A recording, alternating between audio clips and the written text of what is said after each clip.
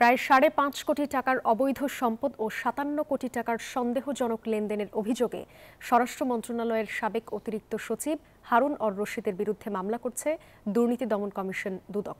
বুধবার দুদকের মহাপরিচালক আক্তার হোসেন এই তথ্য নিশ্চিত করেন। এ সময় তিনি আরও জানান, নামসর্বস্ব প্রতিষ্ঠানের নামে ৫০ কোটি টাকা আত্মসাৎ ও পাচারের অভিযোগে পিকে হালদার সহ ২৪ জনের বিরুদ্ধে চার্জশিটের অনুমোদন দেয় সংস্থাটি। একই সাথে চার্জশিটের অনুমোদন দেওয়া হয় বাংলাদেশ ব্যাংকের সাবেক ডেপুটি গভর্নর এস.কে সুরের বিরুদ্ধে।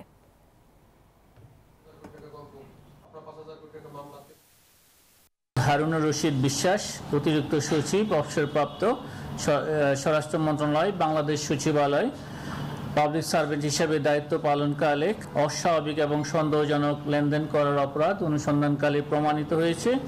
এই কারণে সংশ্লিষ্ট ধারায় একটি মামলা রুজুর সিদ্ধান্ত গৃহীত হয়েছে। বান্ডেল থাকলে প্রতি সেনমানিতে টাকা বাঁচবে। বিকাশ সেনমানি বান্ডেল কিনে জিতুন প্রতি লেনদেনে।